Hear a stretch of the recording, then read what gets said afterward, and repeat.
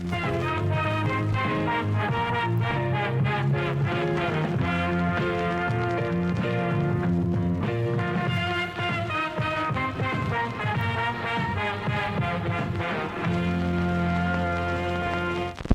hello, everybody, and welcome to the Movie Pit Podcast. I am your host, Christian Renteria, and this is the Movie Pit Podcast, where we talk about some of the big movie news items of the week. We will spotlight one of the big trailers of the week, and we will talk about the movies that are out in theaters and streaming for all your viewing pleasures this weekend. Hello, everybody.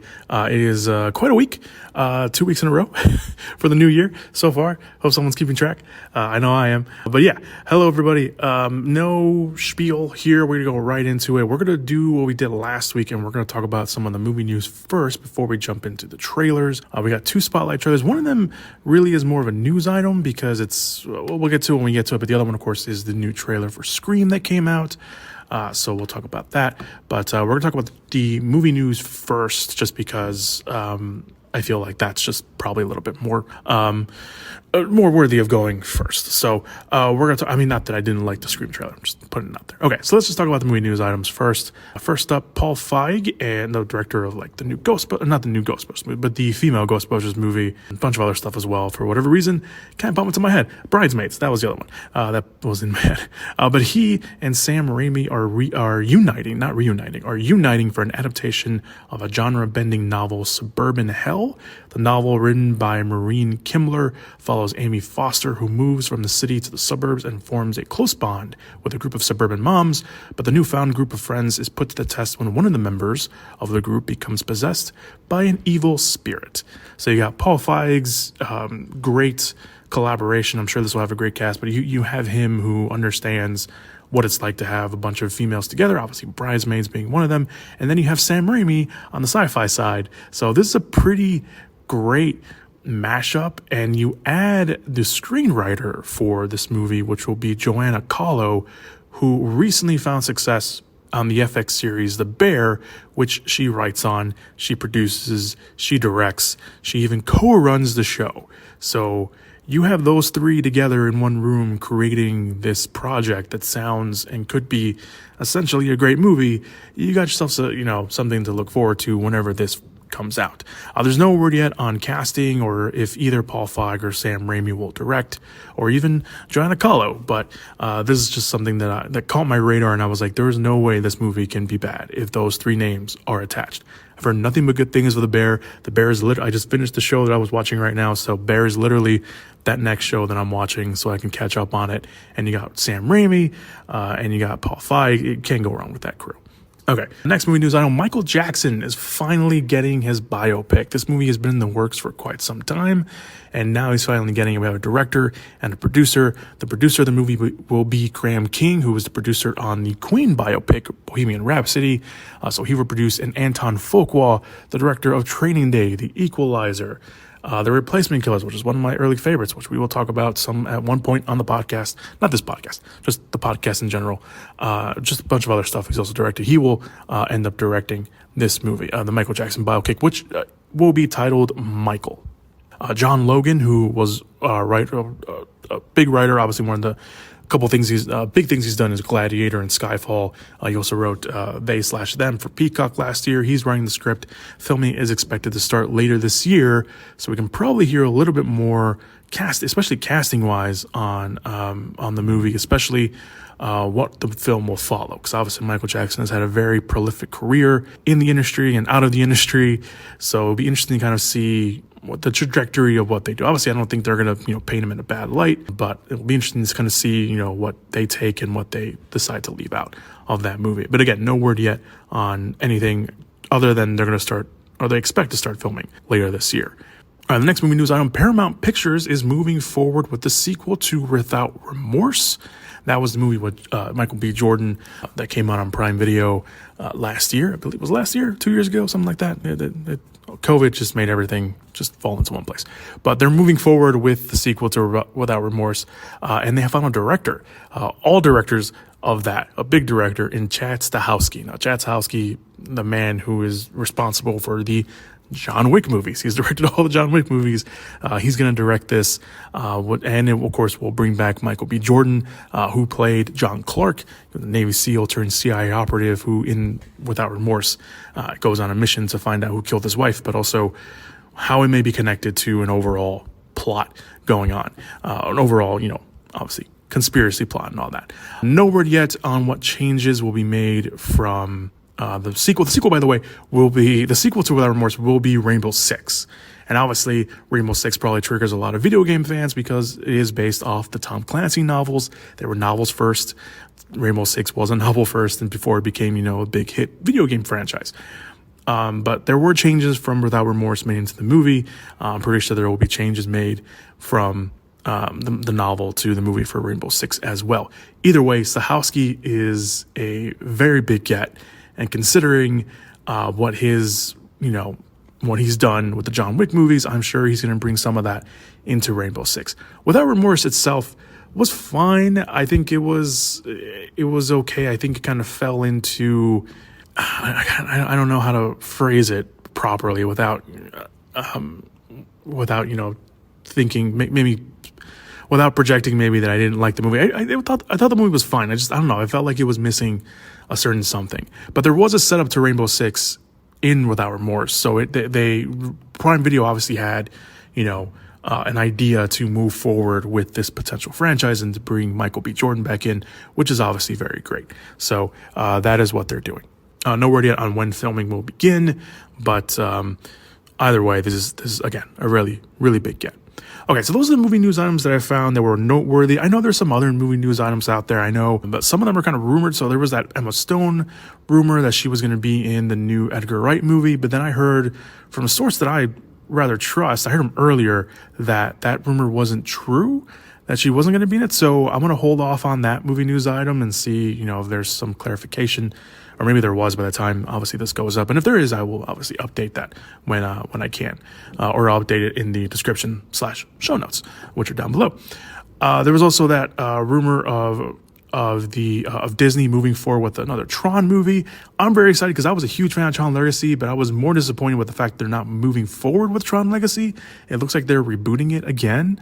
But no deals are in place. It seems like it's kind of a rumor, so I don't want to talk about it too much because I don't want to get too excited. And yeah, I'm not really looking forward to that. I was really hoping they would continue off Tron Legacy because I'm a big fan of Tron Legacy. I'm probably one of the only handful of people that really love Tron Legacy. But again, if there's any clarification, I will talk about that on the podcast when that happens, or in the description/show notes area by the time I end up editing this. Okay, so those are all the movie news items, at least at the time of this recording. I want to move on. So this one kind of falls into the trailer spotlight and movie news because Netflix dropped a new trailer for their 2023 lineup of big movies. They've done these the last couple of years. And the cool thing about these trailers that they do, the spotlight trailers, is that it not only tells us what to look forward to on Netflix, but it also gives us our first looks at these movies. Now, the trailer also gave us release dates, which I don't believe the other two trailers that when Netflix has done this has. They dropped release dates for these movies, so they got all their cards in a row, everything like that. So that's pretty cool. Now, these are the ones that are in the trailer. Obviously, there's a lot more movies coming out on Netflix, but these are kind of the big ones that they're focusing on. I think the big ones that we may see some promotion for, outside of, online or on their Twitter account or social media, stuff like that. Dare I say some of these may even get like a limited theater run at some point. I'm not all of them, but I'm pretty sure some of them maybe will, especially later on in the year. We'll talk about that. So I'm going to run down this list of the movies that were in that spotlight trailer. So next week is You People, which stars Jonah Hill and Eddie Murphy. And we'll talk more about these once we get closer to the release date, especially for You People. I'll talk about it next week. It's a comedy with Jonah Hill and Eddie Murphy, and we'll talk more about that next week. On February 10th, there's the rom-com Your Place or Mine, which stars Reese Witherspoon and Ashton Kutcher. There was a trailer dropped for that last week, which was put in so if you want to go back to last week's episode and look in the description/show notes area, or just go to the Netflix account. They have the trailer up there as well, but they dropped the trailer for that last week. On March 10th, we have the movie continuation to the TV series Luther, called Luther: The Fallen Son, starring Idris Elba. I'm a huge fan of the show. I watched it not when it first aired. I think it was like on its third season or series, as they called them. before I started watching on them, and I just binge watched all three when they came out. So I'm a huge fan of the show, and they're continuing it with the movie, and they're putting it on Netflix, and they're bringing Idris Elba back, which is awesome. So I can't wait for that. Also in March, on March 31st, we'll have the sequel to the Adam Sandler and Jennifer Aniston comedy Murder Mystery 2. Yeah, we'll talk more about that, once we get closer to the release dates, but that is coming out on May 12th. It is the only movie so far, or at least the movie they're focusing on, again, is the Jennifer Lopez assassin action movie called The Mother, where she plays an assassin who, I believe, she doesn't abandon her child, but she leaves her child with someone else who can live a better life, and then somehow the daughter gets involved with something that she's involved in. So there's that. And then we move on to the summer, deeper into the summer in June. On June 16th, we finally will get the sequel to Extraction, the Chris Hemsworth movie. The pieces they showed in the Spotlight trailer were amazing. There's like a prison riot or something at one point, and he has like a shield. Chris Hemsworth's character, he picks up like a riot shield, and there's like something thrown at him, and it just explodes. I don't know, it looks badass. So there's that. We'll finally get that. On July 21st, we have They Cloned Tyrone. This is a sci-fi movie that is best described as a sci-fi movie with 70s pulp touches and inspiration. Put it that way. It stars John Boyega. It stars Jamie Foxx. This was supposed to, I think it was like penciled in to come out last year, and then for whatever reason they just held it back. So now it's coming out this year on July 21st. So that's finally coming out. And then in August, we got two movies. We have the Gal Gadot-led spy thriller Hearts of Stone. She plays a spy. I think Jamie Dornan's in there as well. So we got some of that in there. And then on the 25th of August, we have The Lift, which stars Kevin Hart as a master thief who is hired by the FBI to steal something from a plane mid-flight from London to Zurich. Little bits of that also in there. It looks like, I don't know if he's playing like a serious role. It looks like he's still playing kind of Kevin Hart a little bit, just a little bit more toned down. He's not yelling as much, if that, will help you decide of whether you want to watch that or not. But obviously, just a little clip of it. So obviously, have to wait for a trailer for that. And then in October, we also have two more movies. On the 13th, we have The Damsel, which is another potential Millie Bobby Brown franchise for Netflix. And Millie Bobby Brown likes the Netflix paychecks, which good for her, because I'm sure they're paying her a lot of money. But the movie is an action fantasy which sees Brown playing a princess that is left for dead, and then she discovers her inner warrior. That's kind of how it was, the nitty-gritty log line of that movie. We don't get a lot from that little tidbit. It looks like she has a sword at one point. It looks like she's in a cave. There may or may not be a dragon. So there's that. And then on the 27th, we have Pain Hustlers, which stars Chris Evans and Emily Blunt, which is about a now bankrupted pharmaceutical company, a real pharmaceutical company, by the way, that sold addictive painkillers. So this is kind of probably in line with like what was it called? The Big Something, and now I can't think of it. The Big Short. There we go. That's The Big Short. The Big Short and something else that I can't think of, but that's probably what it's going to kind of be in line with. So there is that. And then in November, we have three movies from Netflix that they are spotlighting. The new long-awaited David Fincher film, The Killer, will come out. This stars Michael Fassbender as an assassin who was hunted down by his own people. It's also based off a graphic novel, but this has been talked about for a long time. I think this has already been done for like a while. Like principal photography on this movie has been done for a while, and for whatever reason, they're holding back on it. But it looks like it's finally coming out on November 10th. On the 17th, we have a new rom-com movie called The Family Affair, which stars Joey King, Zac Efron, and Nicole Kidman. It looks... I read the logline for it, and the logline was... somewhat, it wasn't confusing. It was just like, what? So I won't talk about it right now, but it is a family affair. Nicole Kidman, I believe, plays Joey King's mother in the movie, and Zac Efron plays like this narcissistic movie star that somehow gets involved in the family. There's that. That's all I will say about that. And then on the 22nd, we have Leo, which is a new animated musical comedy with the voice of Adam Sandler as a 74-year-old lizard. That's how they describe the movie. So there you go. There is that. And then finally in December, we only have 2 movies that we have spotlighted in that trailer. So the new Sam Esmail directed movie called Leave the World Behind. This is based off a novel. Sam Esmail, by the way, the creator and director of and writer of Mr. Robot. This stars Julia Roberts, Ethan Hawke, Mahershala Ali. It's based off like these 2 couples who have to deal with each other during a blackout, and that's all I'll say about that. And then finally on the 22nd, the much anticipated by many, these new Zack Snyder film Rebel Moon, which is obviously heavily inspired by, if you read the logline, it's heavily inspired by Seven Samurai. This was also Snyder's kind of Star Wars pitch that he never got to make, which was obviously going to be about bounty hunters, but ended up becoming this instead. And it's a jam-packed cast of people. To name a few people: Sophia Boutella, Charlie Hunnam, Jammu Hansu, Ray Fisher, yes, that Ray Fisher, former cyborg Ray Fisher, Carrie Elwes and Elways, I don't know why I said his name weird, Carrie Elways and Anthony Hopkins, just again to name a few people that are part of that cast. This, from the little bits that we saw of Rebel Moon, that's pretty impressive. I know Rebel Moon is going to be one of those, very expensive movies for Netflix. Apparently, they shot, the sequels back to back, or are planning on shooting sequels back to back, something along those lines. But they're in the Zack Snyder business, and the Zack Snyder business is not cheap. So Netflix has a lot of faith in Zack Snyder, obviously with Army of the Dead and everything, and now they're doing this. So, yeah. The trailer spotlights are really cool. I think they're always, well put together, and they show a lot of the great stuff. So I know that was a lot of dates to throw at you, and I apologize for that. But yeah, I'm looking forward to it. Netflix always knows how to cut together a pretty good trailer when it comes to promoting themselves. I just hope they put a lot of promotion behind these movies. And like I said, shouldn't be surprised if any of these movies get some sort of limited theater release, especially probably Rebel Moon. I mean, I'm sure Netflix won't mind, a theater count, some theater help for that one.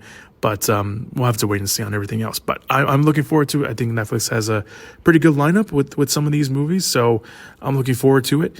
And again, that's all movie news, at least at the time of this recording. Let's move on to our trailer spotlight, which is, of course, for the new Scream trailer. Coming soon to theaters. All right, Scream 6. After getting a teaser, I think it was a month ago, right? We got the teaser a month ago, so it wasn't even that long ago that we got our first look at it. We have a full-blown trailer for Scream 6. The 6th movie takes the action out of Woodsboro and puts it into New York City. The movie will see our survivors from the last movie going to New York City to escape their trauma and start anew.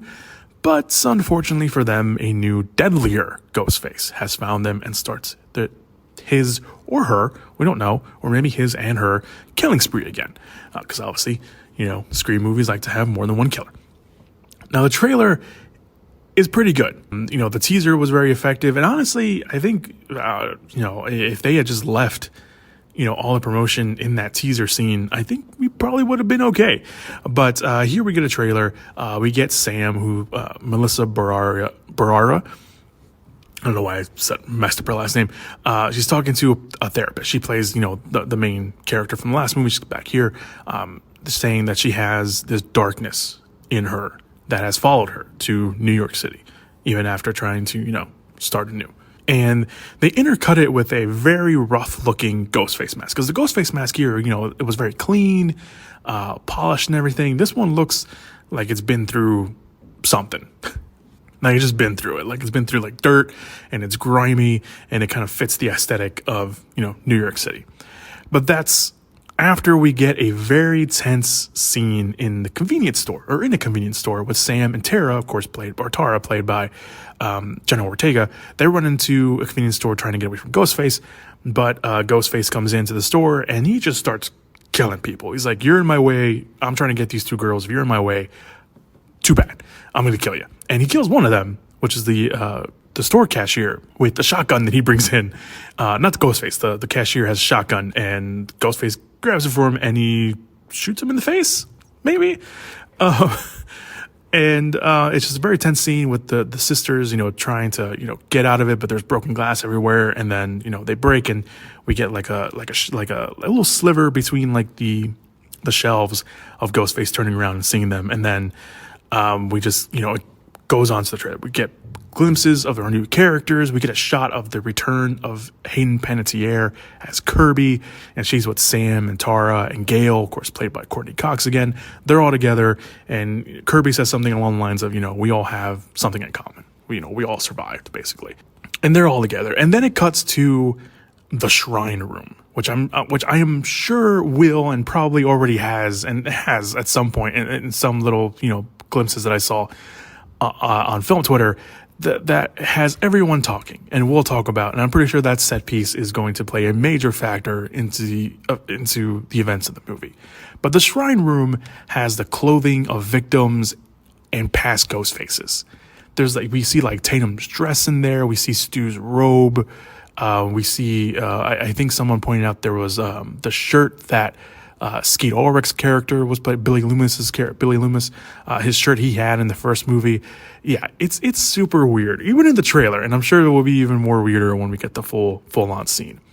But after the shrine room scene, there's a shot of our heroes, or leads, whatever you want to call them, survivors, if you will, devising a plan. It looks like they're standing outside a hospital and to catch this new ghost face. And Tara, Jenna Ortega's character, flat out says, "We execute him."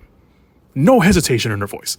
And considering what she went through in the last movie, at home, in the hospital, and then at the end of the movie, everything she's gone through at that point, and whatever she goes through at this point in that movie before she gets to that line, I don't blame her.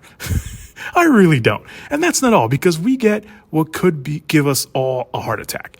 We get a scene of Gale in her apartment, and she gets a call from Ghostface. And Gale, being Gale, says I'm not scared of you. You're like the 10th person that's tried that today, or something along that line. And then we get a wide shot.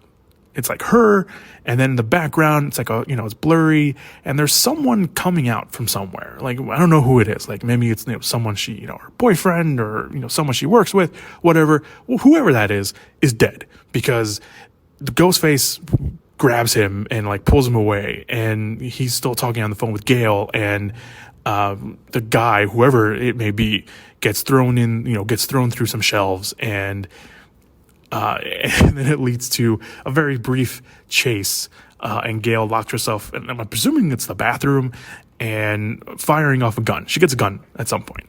From the living room to the bathroom, she gets a gun. And because, again, everything that she's gone through, she fires it 5 times at the door. And in the red band trailer, I don't know what it is in the green band. I saw the red band trailer. I didn't see the green band trailer. In the red band trailer, she's like, "I'm going to shoot you in the fucking face." Flat, just in the most Gale way possible, says, "I'm going to shoot you in the fucking face." And it doesn't, none of the shots hit Ghostface. And then he or she, again, lunges to the door on top of her, and then it cuts to the action again. But before we get to the trailer again, I want to mention this about Gale. I want to talk about Gale for a second, because obviously Gale, not including Kirby, because Kirby was more of a later legacy character, if you will. Gale is the only legacy character that's coming back that we know of, obviously. Gale has been through the ringer against Ghostface, one-on-one, not in a group setting with Sydney and all the other ones, just one-on-one. Gale has been through the ringer with Ghostface.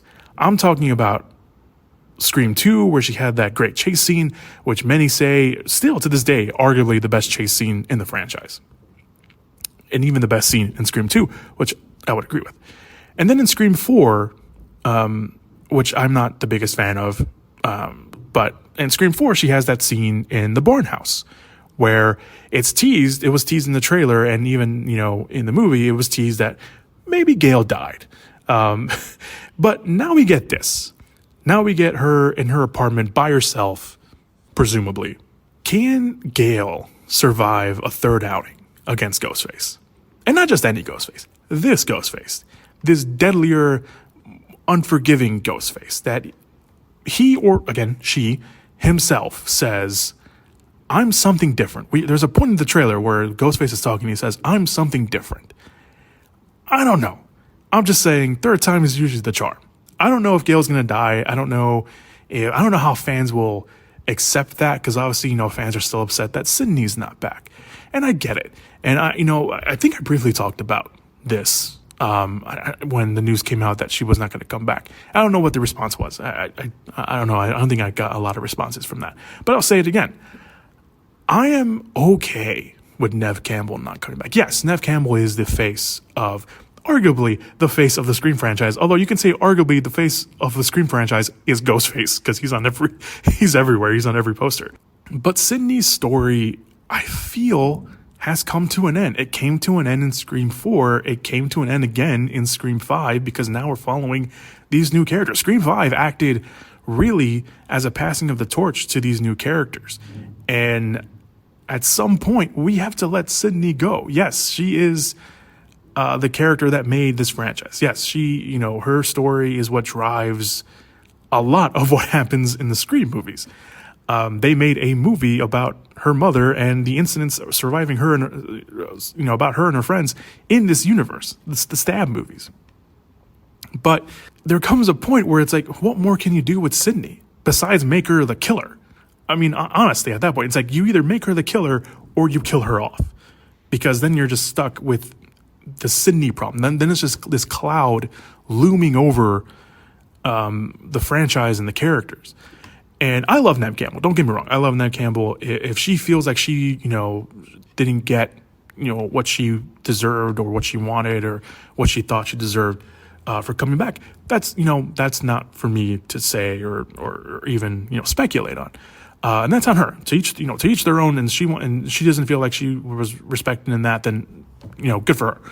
I feel like Sidney's arc in these movies is done. I don't see what more they can do with her. Now, we shouldn't, rule out any sort of surprises or anything. Maybe she is the killer in this movie and they were just playing us all along. Who knows? Maybe she can come back for Scream 7. I don't know, but I feel like Neve Campbell's absence is going to be one of the big things that it's going to be the looming cloud over this movie. This movie could be great. This movie could be downright awesome. It could be the best Scream movie of all of them. But there's going to be I feel like every review that comes out, it's going to be, where was Neve Campbell? Where was Sidney Prescott? I'm sure they'll mention her at some point. Obviously, you bring in Gail. I'm sure Gail's going to mention her at some point, or maybe even Kirby. But I don't know. I just feel like I need to say that again. I'm not against Neve Campbell. I'm not against the studio or the producers or the director or anything like that. The directors, rather. I'm not. But as a fan and as someone who is looking at it in a unbiased from the overview, just seeing everything from every perspective, I can see not bringing her back. I'm okay with her not coming back because, again, I feel like her character's kind of served her purpose. And this is about these new characters.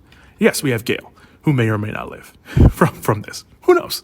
Would it be a disrespect to kill off Gail in this movie? I don't think so. I don't, because she's been through it enough as well, and it would make sense. If you're going to kill somebody, if you're going to up the stakes, because everyone in this movie, actor-wise, director-wise, writer-wise, saying like this movie's going to be bloodier, it's going to be brutal, it's going to be nothing like you expect it to be. You don't say that unless you mean it, and this trailer shows that is the case here. Okay, so back to the trailer. I went on a spiel there for a second. I'm sorry. But back at the trailer, we get random shots of action at this point, and there's not that much of the trailer left after that scene with Gail. It looks like Sam and Tara are surrounded in maybe some sort of trap or something. It looks like maybe it's still maybe the shrine room, because there's like a projector going on, and it looks like they're surrounded by a bunch of ghost faces, but it's not really ghost faces or anything. We see our characters rather using a ladder to get from one building to another building, because I guess they're trapped and they need to get out of there. There's a lot of running and screaming from people. Sam, by the way, in that shot that I was talking about, this is what I want to talk about, is bloodied up. Like, there's blood all over her. We don't know where she got that from. We don't know if it's her. I don't think it's hers. I think it's someone else's. But she's all bloodied up. She's trying to help Tara get down or make sure she doesn't fall from like a high place, maybe like a balcony or something. But in the end, it looks like she falls off the balcony, or maybe is jumping off the balcony to escape from someone. Who knows? There's a brief shot of someone finding someone else in the tub, and I think this is only in the Red Band trailer, because there's a bunch of blood. I couldn't tell who the body was. I couldn't even tell who the character was, because the shot moved so fast. But I'm sure someone probably picked that up. And then the trailer ends with the train sequence again. All the characters in the train. Everyone's kind of dressed up. I think assuming it's probably Halloween or something like that, because there's a bunch of characters there, and there's some ghost faces. and some ghost face masks. And of course, one of them ends up really getting close to one of our characters and attacking them. So yeah, this movie looks utterly tense and much different from the other Scream movies. The cast, the radio, like I mentioned, the cast and radio silence talked about how this movie is not a joking matter, that this is a completely different beast, and it's going to feel different. And this trailer shows that. This trailer shows Ghostface is not messing around. Maybe he isn't all on the jokes and everything, a little humor here and there. No, he is straight out on a mission to kill people. And how does the shrine room come into effect? Who knows? We'll have to wait. We don't have to wait too long. It's still a bit of a wait, but we don't have to wait too long. Scream 6 will open on March 10th, later this year. A couple months. We can wait. I know this is on top of a lot of people's highly anticipated lists. I'm pretty sure this trailer justifies that for a lot of people. I wasn't on the fence about it, but I wasn't overly excited because I thought the last movie, it was good. I felt like it was kind of maybe missing something. I think this is what it was missing. I'm totally looking forward to this. Cannot wait to watch this. There you go, Scream 6. All right, there were some other trailers that came out. They'll also be down below. Of course, as always, there's always a bunch of trailers that came out that we don't talk about, especially now that I'm only spotlighting one big trailer. So all those trailers will be linked down below in the description/show notes area for you guys to go watch. Let me know what you thought of the Scream 6 trailer. Obviously, so far from what I've seen, everyone's pretty excited. Everyone's back on board. Everyone was like, yeah, I didn't like the last one, but this one looks pretty good. That's kind of the general consensus that I get. Not the general consensus is everyone really liked this trailer and is looking forward to it. We'll see what happens on March 10th. And then, of course, once word breaks out on this movie with embargoes and stuff. All right, that is it for trailers, for trailer spotlights. Let us move on to the movies that are coming out in theaters and streaming for all your viewing pleasures. Let's all go to the lobby. Let's all go to the lobby. Let's all go to the lobby to get ourselves a treat. All right, so I couldn't find anything streaming wise, at least from what I can tell. So I apologize if there is something new coming out on streaming. I couldn't find one. I found one on Hulu, although I think this movie's old. I think it came out last year, and I think Hulu's just getting it. It's called One Way, but I don't know if there's anything like that. So apologies if there's a streaming movie that I just missed and just did not catch. So let's move on. Just the movies coming out in theaters.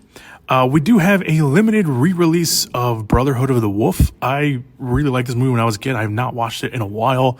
I want to watch it again. It's a French movie. It's a French action movie. Really, really good. If you have not watched it, Brotherhood of the Wolf limited re-release. If you want to watch it in theaters, highly recommend. So there you go. If you can watch it in theaters, that is, of course. Also limited release this week is The Son. This is based on a play by Florian Zeller, who also directed and wrote The Father. No relation. This is not a sequel or anything like that. That just happened to be called. He just happened to direct a movie called The Father and a movie called The Son. Peter, played by Hugh Jackman, has busy life with his new partner Beth, played by Vanessa Kirby, and their baby thrown into disarray. And his new life with his partner Beth and his new baby is thrown into disarray when his ex-wife, played by Laura Dern, turns up with their teenage son Nicholas. Anthony Hopkins also co-stars. Anthony Hopkins was also in The Father, playing the father in that movie. But again, no correlation, no connection from what I could tell. So there you go. There's a Son. It's been getting some buzz behind the scenes. I think I don't know if it's getting nominated. It could get nominated for an Oscar. Who knows? We are in Oscar season still. So there is that. Your next limited release is a new A24 movie, When You Finish Saving the World. This is written and directed by Jesse Eisenberg. Yes, that Jesse Eisenberg. This is his directorial feature debut. It stars Julianne Moore and Finn Wolfhard as a mother and son. Evelyn and her oblivious son Ziggy, I guess his name is Ziggy, seek out replacements for each other as Evelyn desperately tries to prevent an unassuming teenager at her shelter, while parent an unassuming teenager at her shelter, while Ziggy fumbles through his pursuit of a brilliant young woman at school. This looks pretty good. I remember seeing the trailer when it came out last year. I think the early word of mouth is that it's pretty good as well. So it's Jesse Eisenberg in his in his directorial debut. So I mean, you can't go wrong with that too much. So there you go. An expansion release. We have Women Talking. This is a movie that will definitely get some Oscar buzz, or should get some Oscar buzz. It's been getting some, film festival buzz, not as much as I thought it would. In 2010, the women of an isolated religious community grapple with reconciling a brutal reality of their faith. This movie is jam-packed. We got Rooney Mara, Claire Foy, Jessie Buckley, Ben Warshaw, and Frances McDormand. I remember watching the trailer for this in front of She Said, and I was like, man, that is an all-star cast. That is amazing. I want to go watch that movie. And then for whatever reason, the limited release didn't come out around my area, but the expansion release will. So there you go. Women Talking, expansion release. All right, moving on. This is kind of a weird week for the wide releases. It is January, but still, it's kind of a weird week. So we have 3 new wide releases. The first one is New Gods, Yang Jin. This is 1,500 years after the War of the Gods. The heavens decided. Yang Jin, the god of Erlang, made a living of working as a catcher. One day, Yang Jin is ordered to, I could be saying that name wrong, by the way. I'm pretty sure I am saying that name wrong. Was ordered to hunt down a young man, his own nephew. This is an animated movie. It's kind of one of those weird animated movies where it's not fully animated. It's like that CGI animation. I've seen like a couple. I've just seen like one teaser for it, and it's a weird week that a lot of the movies this week, in terms of wide releases, aren't really getting a lot. Like the big one, which is missing, which we'll talk about in a second, is the big trailer, and I've just finally started seeing TV promotion for it. Just kind of crazy. But the other wide release is Alice Darling. A young woman played by Andra Kendrick is trapped in an abusive relationship, becomes an unwitting participant in an intervention staged by her 2 closest friends. This is a more serious, obviously you hear Anna Kendrick and you think comedy, but this is kind of a dramedy in a sense, at least from what I was able to tell. Yeah, I haven't seen, again, too much promotion for this. I briefly saw the trailer when it first came out like a while ago, and I had to go back and watch the trailer again because I don't remember that much from it. But there you go. That's another wide release. And again, the big release, I guess, would be Missing, which is a sequel to Searching, which was the John Cho movie that came out a few years ago. More than a few years ago, I think, at this point. It's a brand new story. It stars Storm Reed. The movie is told completely on a computer screen, or computer screens, or like phone screens and stuff like that, security cameras, movies like that. The original Searching, the first one, although this has no connection, it's a completely brand new story, just told to the same format. John Cho is looking for his daughter in Searching. Here, Storm Reed is looking for her mother in the movie, played by Nia Long, who goes missing on a trip when she goes on trip with someone that I guess she barely knows, or she was only known for a short amount of time, and she goes missing, and the daughter is looking for her mother, and then she finds something that her mother maybe not who she thought she was. So there you go. That's Missing. Again, it's a weird week this week. We have Missing, Alice Darling, and New Gods as your wide releases. Your expansion release is Women Talking, and your limited release is When You Finish Saving the World, The Sun, and the limited re-release of Brotherhood of the Wolf. Yeah, it's a weird week this week. I don't know. We've had weeks like that before. We had a week like that in December last month. It's just one of those things. I guess, you can play catch up with a lot of stuff. You can go see Megan, which obviously got its sequel for 2025 earlier this week as well. Avatar still playing in theaters. You can go watch some of the expansion releases for some movies that could get nominated for Oscars. Yeah, it's a nice catch-up week if none of those new movies interest you at all. So that's it for the podcast. Thank you guys so much for listening to the podcast this week. I apologize in advance if this comes out a little later than intended. But yeah, that's all I got for you guys. Thank you guys so much for listening to the podcast. Make sure to check out all the links down below in the description/show notes area for social media, trailers, where you can find the podcast. If you're listening on a certain platform, podcasts on YouTube, Apple Podcasts, Stitcher, Spotify, Anchor, all that good stuff. So thank you guys so much for listening. No matter where you're listening to, make sure to follow, subscribe, leave a comment, leave a review, all the good stuff, all the stuff that helps out the podcast in the long run, and all that jazz. So thank you guys once again. Be sure to stay safe, be careful, be good people, and as always, go watch some movies. Whoop whoop! Yeah! Give it up! Movies!